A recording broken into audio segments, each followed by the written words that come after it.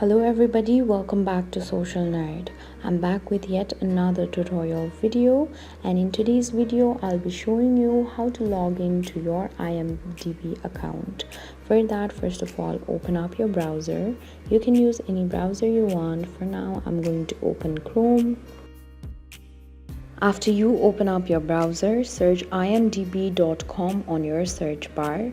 This way you will directly land on IMDb's website.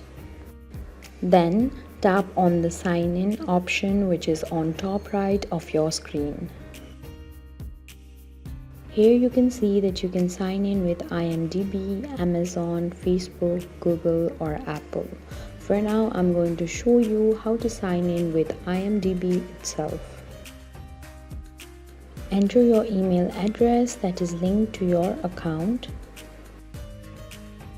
Then enter your IMDb's password.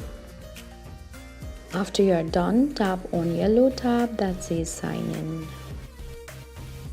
This way you can log into your IMDb account.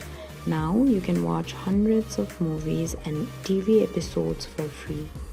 Thank you for watching. If you liked the video, please hit the like button.